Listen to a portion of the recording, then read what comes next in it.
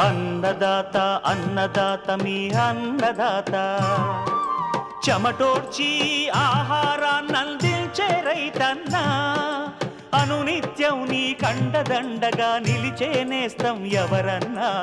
అన్నదాత అన్నదాత మీ అన్నదాత.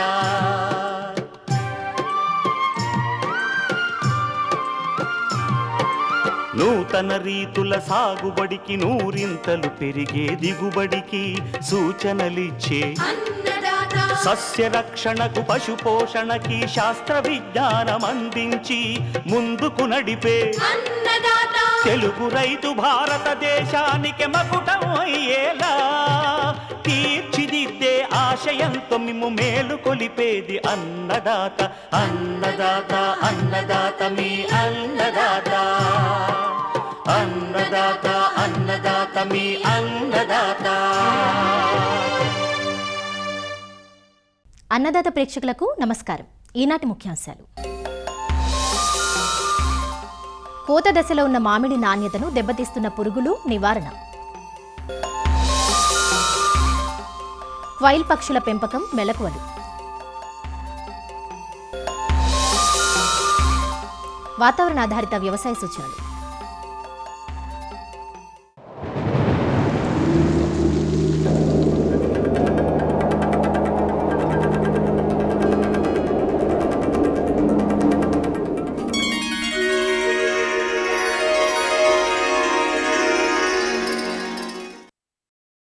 మండు వేసవిలో కురుస్తున్న అకాల వర్షాలు సాగురంగాన్ని దెబ్బతీశాయి. ముఖ్యంగా మధ్య తెలంగాణ మండలం కిందకు వచ్చే ఉమ్మడి ఖమ్మం, వరంగల్, మెదక్ జిల్లాల్లో సాగులో ఉన్న వరి పైరు దెబ్బతినగా కళ్లల్లోని ధాన్యం తడిసి ముద్దైంది. వరిలో అకాల వర్షాల వల్ల కలిగే నష్టాన్ని తగ్గించుకునే మార్గాలను తెలియజేస్తున్నారు ప్రొఫెసర్ జయశంకర్, తెలంగాణ రాష్ట్ర వ్యవసాయ విశ్వవిద్యాలయం వరంగల్ ప్రాంతీయ వ్యవసాయ పరిశోధనా స్థానం సహ సంచాలకులు డాక్టర్ ఉమారెడ్డి. మధ్య తెలంగాణ మండలం లోపల ఈ ముఖ్యంగా వరి సాగు లోపల యాసంగిలో మనం పదే రైతులకు చెప్తా ఉన్నాం, మార్చి 31 లోపల వడ్లు కోసుకోవాలని. తదనంగా నవంబర్, డిసెంబర్ మాసం లోపల నార్లు పోసుకొని కనుక పెట్టుకున్నట్లయితే 31 మార్చి లోపల వరి కోసుకోవాలని మనం ఎప్పటి నుంచో చెప్తున్నాం, వ్యవసాయ శాఖ నుంచి కానీ వ్యవసాయ విశ్వవిద్యాలయం నుంచి కానీ.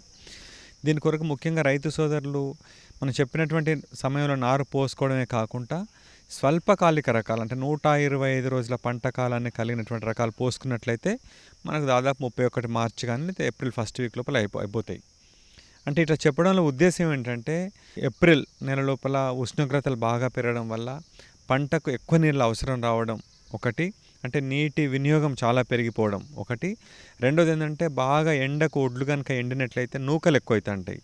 సో రైస్ మిల్లర్లు కొనుక్కునేటప్పుడు నూకలు ఎక్కువ అవుతున్నాయి కాబట్టి వాళ్ళు తక్కువ రేటు కొంటారు. హెడ్ రైస్ రికవరీ అది బాగా బ్రేక్ అయిపోతూ ఉంటుంది కాబట్టి కొంచెం చల్లగా ఉన్నప్పుడే కొయ్యాలి అనేది రెండో పాయింట్. ఇంకా మూడవది అతి ముఖ్యమైనది ఏంటంటే తెలంగాణ లోపల ముఖ్యంగా ఏప్రిల్, మే నెల లోపల ఈ అకాల వర్షాలు పడడం అనేది సర్వసాధారణం ఇక్కడ మనకు. సో కాబట్టి వర్షాల నుంచి బయటపడేందుకు కూడా మనకు ఆ 31 మార్చి లోపల కొయ్యాలనేది మనం ఎప్పటి నుంచి చెప్తున్నాం. కానీ రైతులు కొన్ని కారణాల వల్ల, వాళ్ళకి వీలు కాకపోవడం వల్ల, మరి ఇతర పరిస్థితుల వల్ల అది సాధ్యమైతలేదు. వాళ్ళు ఎప్పటికి కూడా దాదాపు ఫిబ్రవరి లోపల నారు పోసుకున్నాడు అట్లా పెట్టడం చేతి ఇప్పుడు మేలో కూడా ఒర్లు గాయాల్సి వస్తుంది.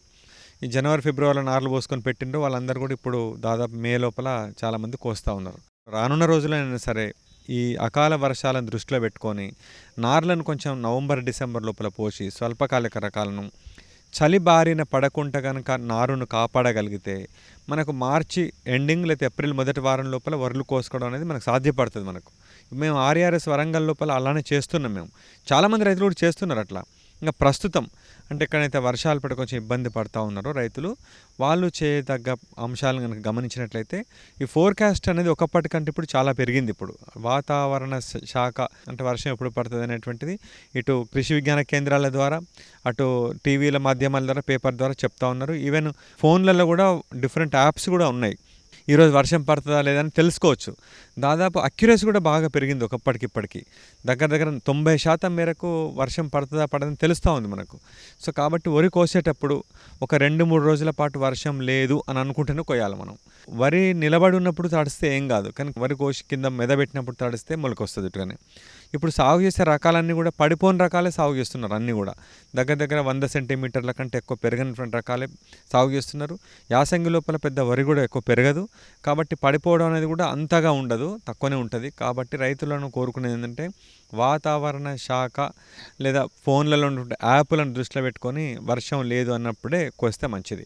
అయినా కూడా కోసిన తర్వాత తడిసింది అనుకోండి, మొదటగా మనం చేయాల్సింది పొలంలో నీళ్లు నిల్వ ఉండకుండా చూసుకోవాలి. టకటక ఉరాలను తెగగొట్టి ఆ మెదల కింద ఉన్నటువంటి నీళ్ళన్నీ కూడా జారిపోయేటట్టుగా మొత్తం చిన్న చిన్న కాలువలాగా చేసి నీళ్లు బయటకు వెళ్ళిపోవాలి. పదును ఉంటే ఇబ్బంది ఉండదు, కానీ బాగా నీళ్ళలో నానితే చాలా కష్టమవుతుంది.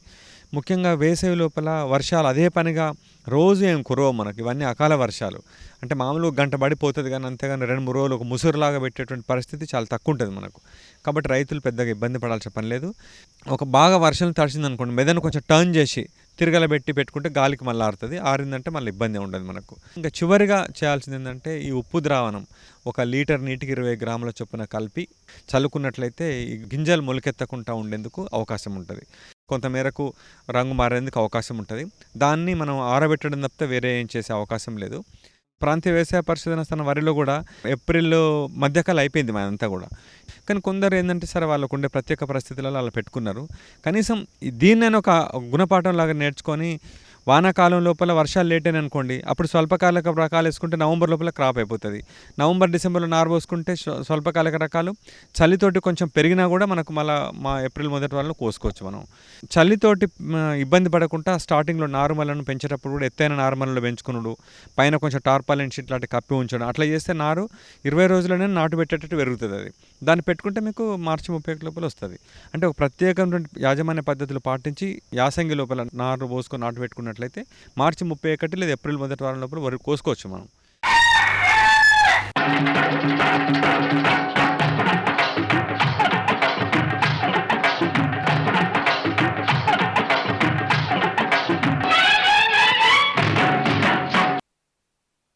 మాంసం కోసం పెంచే పక్షుల్లో కౌజు పిట్టలు కూడా ఒకటి. సాధారణంగా రైతులు ఫారం కోళ్లు, నాటుకోళ్లు, టర్కీ కోళ్లు, కౌజు పక్షులను మాంసం కోసం పెంచుతూ ఉంటారు. వీటిలో కౌజు పిట్టలు చాలా చిన్న పరిమాణంలో ఉంటాయి. అందువల్ల తక్కువ స్థలంలో వీటిని తేలిగ్గా పెంచుకునే అవకాశం ఉంది. ఒక కోడిని పెంచే స్థలంలో 5-6 కౌజు పిట్టలను తక్కువ ఖర్చుతో పెంచుకోవచ్చు. వీటిని క్వైల్స్ అని, పరిగ పక్షులని, జపనీస్ పిట్టలని అంటారు. వీటి నుంచి సంవత్సరానికి 4 బ్యాచ్లు తీసుకోవచ్చు. అయితే రైతులు గుర్తుంచుకోవాల్సిందేమిటంటే వీటి మార్కెటింగ్. కౌజు మాంసానికి డిమాండ్ ఉండే దాబాలు, హోటళ్లతో ముందుగా మాట్లాడుకొని విక్రయించగలిగితే పెంపకం లాభసాటిగా ఉంటుంది. కౌజు పిట్టల పెంపకంలో మెళకువలు, ఆదాయ వ్యయాల గురించి రాజేంద్రనగర్లోని పివి నరసింహారావు వెటర్నరీ విశ్వవిద్యాలయం పౌల్ట్రీ సైన్స్ విభాగం అసిస్టెంట్ ప్రొఫెసర్ మరియు అధిపతి డాక్టర్ టి శ్రీలత నుంచి తెలుసుకుందాం. సో కోళ్ళ పెంపకంతో పాటుగా ఈ కంచుపిట్టలు అనేవి తక్కువ కాలంలో తక్కువ పెట్టుబడితో తక్కువ స్థలంలో పెంచబడే విధంగా ప్రాచుర్యం చెందింది. సో ఈ మధ్య కాలంలో చాలామంది రైతులు మరియు నిరుద్యోగ యువత వీటి పట్ల ఆసక్తి చూపిస్తూ ఉన్నారన్నమాట. ఈ కంచుపిట్టలు 6 నుంచి 7 వారాలలో గుడ్లు పెట్టడం ప్రారంభించి సంవత్సరానికి 280 నుంచి 300 గుడ్లు పెడతాయి. సో వీటి యొక్క గుడ్లు మచ్చలు కలిగి ఉండి కొన్ని తెల్లని రంగులో కూడా ఉంటాయి. ముఖ్యంగా ఈ కంచుపిట్టలని మాంసం కోసము పెంచుతున్నారు. ఒక రోజు ఉన్న క్వాయిల్ పిల్ల బరువు 7 నుంచి 9 గ్రాముల వరకు ఉంటుంది. మాంసం కోసం పెంచే కంచుపిట్టలు 5 వారాల వరకు 220 నుంచి 250 గ్రాముల బరువుకి చేరుకొని మార్కెటింగ్ చేయడానికి వీలుగా ఉంటుంది. అంటే ఎదిగిన కంచుపిట్టలు రోజుకు 25 నుంచి 30 గ్రాముల వరకు దానా తీసుకుంటాయి. ఈ విధంగా అవి 5 నుంచి 6 వారాల వరకు పెంచినప్పుడు మనకి 500 నుంచి 600 గ్రాముల వరకు దానా తీసుకుంటాయి. వీటి జీవన సామర్థ్యము మనకి 90%గా చెప్పవచ్చు. సో కంచుపిట్టలో కోళ్ళ పెంపకంతో కంపేర్ చేస్తే ఒక కోడిని పెంచే స్థలం లోపల మనము ఒక 8 నుంచి 10 కంచుపిట్టలని పెంచుకోవచ్చు. కంచుపిట్టల గృహవసతి, కోళ్ళ గృహవసతి ఎలా ఉంటుందో కంచుపిట్టల గృహవసతి కూడా అలాగే ఉంటుంది. కాకపోతే ఈ కంచుపిట్టలు ఎగిరిపోకుండా ఉండడానికి మనం చుట్టూ కబూతర్ జాలి బిగించాల్సి ఉంటుంది. దీనివల్ల ఈ పక్షులు అనేవి ఎగిరిపోవు. ఒక చదరపు అడుగుల్లో మనము 5 నుంచి 6 కంచుపిట్టలని పెంచవచ్చు. ఒక 10 x 10 అడుగుల ఉన్న రూమ్ లోపల 500 కంచుపిట్టలని మనం పెంచడానికి వీలవుతుంది. మరియు ఇవి తక్కువ దానా తీసుకొని ఎక్కువ గుడ్లు పెడతాయి. ఈ కంచుపిట్టల గుడ్లు మరియు మాంసము రుచిగా ఉండి వీటిని వివిధ రకాలైన వంటకాల రూపంలో ఉపయోగిస్తూ ఉన్నారు. ఈ కంచుపిట్టలోని ప్రత్యుత్పత్తి కోసం ఉపయోగించినప్పుడు వీటిని మగ మరియు ఆడ నిష్పత్తి 1 మరియు 3 నిష్పత్తి లోపల ఉంచాల్సి ఉంటుంది. తర్వాత వీటి సంపర్కాన్ని మొదలైన తర్వాత 4 రోజుల తర్వాత గుడ్లను సేకరించాల్సి ఉంటుంది. ఈ గుడ్లు కోడి గుడ్లతో పోల్చితే వీటి యొక్క షెల్ అనేది పల్చగా ఉంటుంది కాబట్టి వీటిని సేకరించేటప్పుడు జాగ్రత్తగా సేకరించాలి. మరియు వీటిని పొదిగించడానికి పొదుగుడు యంత్రాలు అంటే ఇంక్యుబేటర్స్ని యూజ్ చేయాల్సింది ఉంటుంది. ఇంక్యుబేటర్లో ఉంచినప్పుడు 15 రోజులు సెట్టర్లో మరియు 3 రోజులు హ్యాచర్లో ఉంచుతాము. సో దీనికి తగిన ఉష్ణోగ్రత మరియు ఆర్ద్రత అనేది మనము మెయింటైన్ చేయాల్సి ఉంటుంది. వీటిలోంచి పిల్ల బయటికి రావడానికి 18 రోజుల సమయం పడుతుంది. సో కోయల్ గుడ్లలోంచి వచ్చిన పిల్లలు చాలా సున్నితంగా ఉంటాయి. ఇవి బయట వాతావరణానికి తట్టుకోలేవు. ముఖ్యంగా చలికాలంలో ఈ చలిని అసలు తట్టుకోలేవు కాబట్టి వీటిలో బ్రూడింగ్ అనేది చాలా ముఖ్యమైనది. సో మొదట 3 వారాలు వీటికి డీప్ లిటర్ పద్ధతిలో మరియు బ్యాటరీ బ్రూడర్ పద్ధతిలో కూడా మనం బ్రూడింగ్ అనేది చేయవచ్చు. సో డీప్ లిటర్ పద్ధతిలో చేసినప్పుడు మామూలుగా మనము కోళ్ళల్లో ఎలా బ్రూడింగ్ చేస్తామో కాయిల్స్లో కూడా బ్రూడింగ్ అలాగే చేస్తాము. ఇక్కడ మనము వంకీలు తిరిగిన పేపర్లను కానీ లేకపోతే గోనె సంచులను కానీ లిటర్ పైన పరవాల్సి ఉంటుంది. సో దీనివల్ల పిల్లలు అనేవి జారిపోవు. సో మనం మొదటి వారము 37 డిగ్రీల సెంటీగ్రేడ్ ఉష్ణోగ్రత ఉండేటట్టు చూసుకోవాలి. సో ఇవి చిన్న పిల్లలుగా ఉన్నప్పుడు హెడ్లింగ్ అనేది జరుగుతుందన్నమాట. దీన్ని ఒకదానిపైన ఒకటి గుమ్మికూడి వీటి లోపల సఫోకేషన్ అయ్యి మరణాలు అయ్యే ఛాన్సెస్ ఎక్కువ ఉంటుంది. కాబట్టి ఒక బ్రూడర్ కింద 250 నుంచి 300 కోయల్ పిల్లల కంటే ఎక్కువ మనము వేయకూడదు. సో వీటితో పాటు మనం దానా తొట్లు కానివ్వండి, నీళ్ళ తొట్లు వాడినప్పుడు తొట్లలో గులకరాళ్ళు లాంటివి వేస్తే కోయల్ పిల్లలు దాంట్లో పడే అవకాశము ఉండదు. 3 వారాల వయసు తర్వాత ఈ మనము వీటి లోపల లింగభేదం అనేది చేయవచ్చు. మగ కోయల్ పక్షులలో మెడ కింద భాగంలో గోధుమ రంగులో ఈకలు ఉంటాయి. అదే ఆడ కోయల్ పక్షుల లోపల గోధుమ రంగు ఈకుల పైన మనకి నల్లటి మచ్చలు అనేవి కనిపిస్తూ ఉంటాయి. ఒకవేళ వీటిని 5 వారాల తర్వాత మనం గుడ్ల కోసం కనుక ఉపయోగిస్తే వీటిని గుడ్లు పెట్టే గృహానికి 6 వారాల తర్వాత మార్చాల్సి ఉంటుంది. సో 5 వారాల తర్వాత మాంసం కోసమే అయితే వీటిని మార్కెటింగ్ అనేది స్టార్ట్ చేసుకోవచ్చు. సో వీటికి సరైన దానా తొట్టి స్థలము మరియు నీటి తొట్టి స్థలం అనేది ఇవ్వాల్సి ఉంటుంది. జనరల్గా మనకి కోళ్ళల్లో ఉదయం సమయంలో గుడ్లు పెడతాయి. ఈ కంచుపిట్టల లోపల మధ్యాహ్నం సమయంలో గుడ్లు పెట్టడం అనేవి మొదలవుతుంది. మొదటి సంవత్సరం ప్రొడక్షన్ కంటే మనకి రెండవ సంవత్సరం ప్రొడక్షన్ తగ్గుతుంది కనుక రెండవ సంవత్సరము ఈ గుడ్లకు పెట్టడం కోసం ఉంచడము అంత ఎకనామికల్గా ఉండదు. సో మాంసం కోసం పెంచే కోయల్ పక్షుల కోసము మాంసం కోసము అభివృద్ధి పరిచిన పక్షులని ఉపయోగిస్తే మంచిది. జనరల్గా గ్రుడ్ల కోసం పెట్టే కంచుపిట్టలను మరియు మాంసం కోసం పెట్టే కంచుపిట్టల యొక్క యాజమాన్య పద్ధతి లోపల పెద్ద డిఫరెన్స్ అయితే ఏమీ ఉండదు. కానీ మనం పర్టికులర్గా మాంసం కోసమే ఒకవేళ ఉపయోగిస్తే మాంసం కోసం అభివృద్ధి చేసిన బ్రీడ్స్ని మనం యూజ్ చేసినప్పుడు మనకి రిజల్ట్స్ అనేవి బాగుంటుంది. వీటి పోషణ విషయానికి వస్తే కోళ్ళతో పోల్స్తే వీటి లోపల మనము మాంసకృతుల శాతం అనేది ఎక్కువ ఇవ్వాల్సి ఉంటుంది. మామూలుగా మనము వీటిని మాంసం కోసం పెంచినప్పుడు స్టార్టర్ రేషన్ ఇవ్వచ్చు. ఒకవేళ గ్రుడ్ల కోసం పెంచినట్టయితే లేయర్ దానా ఇవ్వాల్సిన అవసరం ఉంటుంది. సో వీటి లోపల కోళ్ళతో కంపేర్ చేస్తే వ్యాధులు అనేవి చాలా తక్కువ. ఫస్ట్ 2 వారాల లోపలనే మనము తగు జాగ్రత్తలు తీసుకోవాలి. సో బ్రూడింగ్ సరిగ్గా చేస్తే మనము ఎలాంటి వ్యాధుల బారిన పడకుండా వీటిని మనము పెంచవచ్చు. సో వీటిలో జనరల్గా మనకి ఎలాంటి టీకాలు వాడాల్సిన అవసరం లేదు. కానీ ఒకవేళ ఏదైనా అవసరం ఉంటే కొక్కర తెగులుకి సంబంధించిన టీకాలు వాడాల్సి ఉంటుంది. కంచుపిట్టల గ్రుడ్లని మనము కొన్ని పిక్లింగ్ అనే మెథడ్, అలాంటి మెథడ్స్ ద్వారా వాటిని ఊరగాయ పచ్చళ్ళు చేసుకొని నిల్వ చేసుకోవచ్చు. ఈ కంజుపిట్టల మాంసంతో రకరకాలైన వంటలు చేస్తారు. సో దాంట్లో తందూరి కోయల్ ప్రిపరేషన్ అనేది చాలా ప్రాచుర్యం పొందింది. సో ఈ కంజుపిట్టల మార్కెటింగ్ అనేది మనము కోళ్ళతో కంపేర్ చేసుకుంటే కోళ్ళల్లో మనకి ఆర్గనైజ్డ్ మార్కెటింగ్ ఎలా ఉంటుందో కంజుపిట్టల లోపల అలాంటి మార్కెటింగ్ లేదు. కంజుపిట్టల్ని లైవ్గా కానీ లేకపోతే డ్రెస్సింగ్ చేసి కానీ అమ్ముతూ ఉన్నారు. లైవ్గా రైతులు 40 నుంచి 45 రూపాయలు, డ్రెస్ చేసిన దాన్ని 50 నుంచి 60 రూపాయల చొప్పున వీటిని సేల్ చేస్తూ ఉన్నారు. సో మార్కెటింగ్ అనేది ప్రాపర్గా చూసుకోవాల్సి ఉంటుంది. డిఫరెంట్ డాబాస్తో కానీ రెస్టారెంట్స్తో టైఅప్ అవ్వడము. సో మీ దగ్గర క్వయల్స్ అవైలబిలిటీ ఉంది అనేసి అందరికీ తెలిసేలాగా చేయడం వల్ల ఫార్మర్స్ వీటి వల్ల లాభాన్ని పొందగలుగుతారు.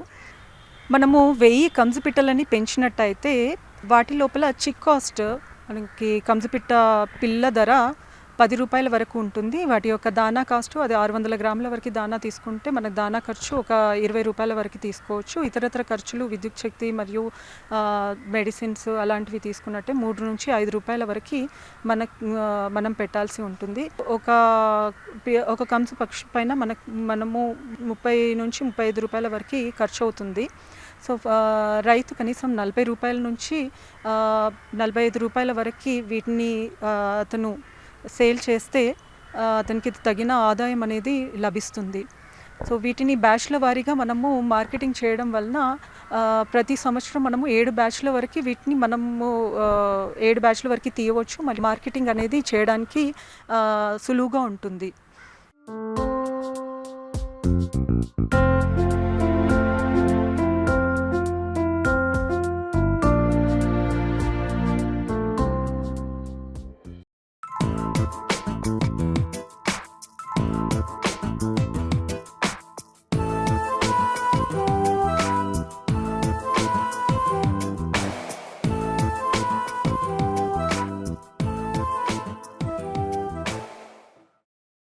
ఫలరాజమైన మామిడి కోతలు జరుగుతున్నాయి. ఆలస్యంగా పూతకొచ్చిన ప్రాంతాల్లో మాత్రం కోతలను దఫదఫాలుగా చేపడుతున్నారు. ఇప్పటివరకు ఎన్నో ప్రతికూల వాతావరణ పరిస్థితులను ఎదుర్కొన్న మామిడి కోత దశలో కూడా కొన్ని పురుగుల బారిన పడింది. అసలే అంతంత మాత్రంగా ఉన్న కాపుపై ఈ పురుగుల ప్రభావం మరింత నష్టాన్ని కలిగిస్తుంది. ముఖ్యంగా తామర పురుగులు, పిండి పురుగులు, కాయ తొలుచు పురుగులు, పండు ఈగలను కాయ నాణ్యత దెబ్బతీసే వాటిలో ప్రధానంగా చెప్పుకోవాలి. వీటి నివారణకు మందుల పిచికారి ఒకటే సరిపోదు. కొన్ని ప్రత్యేక సస్యరక్షణ చర్యలు చేపట్టాల్సి ఉంటుంది. ఈ పురుగుల ఉనికి, కలిగించే నష్టం, నివారణకు సమగ్ర చర్యల గురించి మామిడి రైతులకు సూచిస్తున్నారు ఆచార్య ఎన్జీ రంగా వ్యవసాయ విశ్వవిద్యాలయం, శ్రీకాకుళం జిల్లా నైరా వ్యవసాయ కళాశాల విస్తరణ విభాగం అధ్యాపకులు డాక్టర్ డి చిన్నమనాయుడు. ఈ వాతావరణంలో మార్పులు, ఉష్ణోగ్రతలు, అలాగే తేమ, ఇలాంటివన్నీ మార్పుల వల్ల ఈ సంవత్సరం చూస్తే కనుక మామిడి పూత కానీ కాపు కానీ అంత ఆశాజనకంగా కనిపించట్లేదు. అదేవిధంగా పూత ఆలస్యం అవడం, అలాగే కాయలు పిందులు రావడం కూడా ఆలస్యం అవడం కూడా ఈ సంవత్సరం గమనించడం జరిగింది.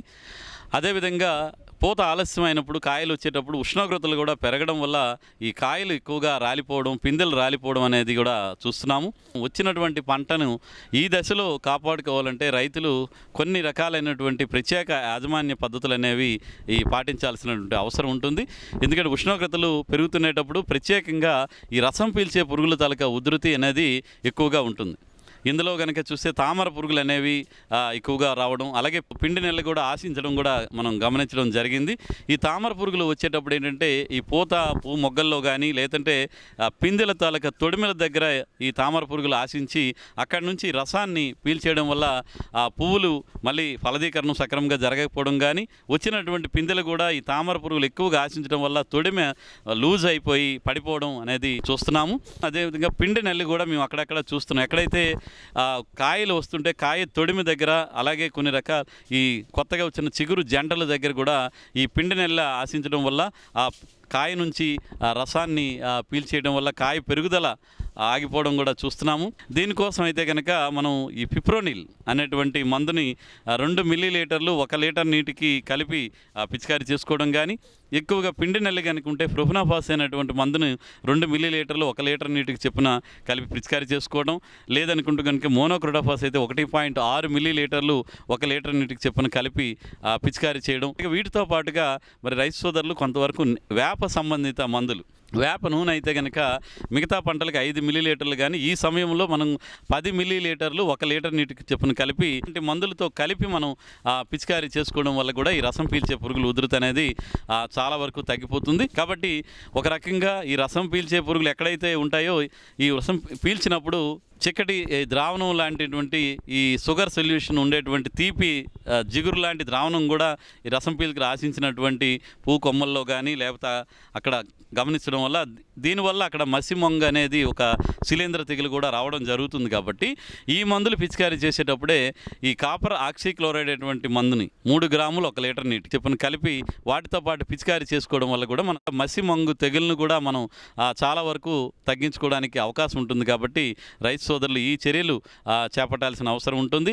అదేవిధంగా ఎక్కడైతే యాజమాన్యం సక్రమంగా చేయనటువంటి తోటలు ఉంటాయో అక్కడ ఆ పండు ఈగ కూడా మనకి వచ్చి పంటకి నష్టాన్ని కలుగజేస్తుంది. గోలీకాయ సైజు ఉండేటప్పుడే ఈ పండు ఈగ తాలూకా పురుగులు ఆశించి ఆ లోపలికి చొచ్చుకుపోయి గుజ్జులో ఉండడం అనేది జరుగుతూ ఉంటుంది. అక్కడ గొంగల పురుగులు తర్వాత ఈ కాయలోనికి చొచ్చుకుపోయి గుజ్జు అంతా కూడా పాడైపోవడం జరుగుతుంది. ఇలాంటి ఆశించిన కాయలు కూడా మెచ్యూరిటీ అవ్వకుండా రాలిపోవడం కూడా జరుగుతుంటుంది. కాబట్టి దీనికోసం కూడా రైతు సోదరులు ప్రత్యేకమైనటువంటి జాగ్రత్తలు తీసుకోవాల్సిన అవసరం ఉంటుంది.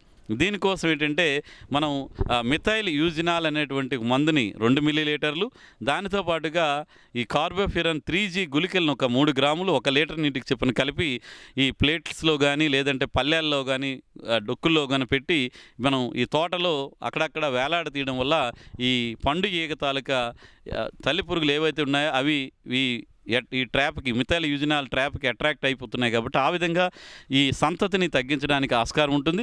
ఈ విధంగా ఒక ఎకరా తోటకి మనం 3 నుంచి 5 దగ్గరలు కనుక ఈ పండు ఈగ ఆకర్షక బుట్టలు కనుక పెట్టుకుంటే ఆ విధంగా మనం పండు ఈగని చాలా వరకు మనం తగ్గించుకోవడానికి అవకాశం ఉంటుంది. కాబట్టి ఈ విధమైనటువంటి చీడపీడల నివారణ చర్యలు అనేవి చేపట్టాల్సి ఉంటుంది. అదేవిధంగా ఆలస్యంగా వస్తున్నటువంటి ఈ పంటలో మామిడి ఈ సమయంలో మనకి కాయ తొలిచి పురుగు కూడా ఎక్కువగా వచ్చేటువంటి అవకాశం ఉంటుంది. ఇది ఏమిటంటే ఎక్కడ కాయ కనుక చూస్తే వెనకన మీకు నల్లటి మచ్చ కూడా ఉంటుంది.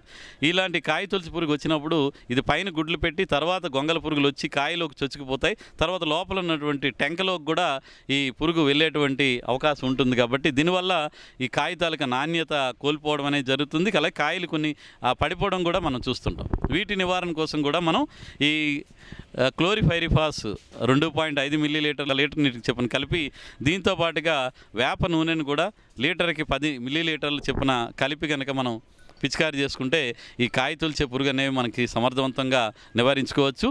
ప్రత్యేకంగా ఏంటంటే తోటను వీలైనంత వరకు శుభ్రంగా ఉంచుకోవడం, ఇప్పటికే పడిపోయినటువంటి ఎండు పుల్లలు కానీ పాత దుంగలు కానీ చెట్లు కానీ చెత్త కానీ ఉండే వీలైనంత వరకు క్లీన్గా మన తోటలు ఉంచుకుంటే ఈ సమస్య చాలా వరకు తగ్గుతుంది.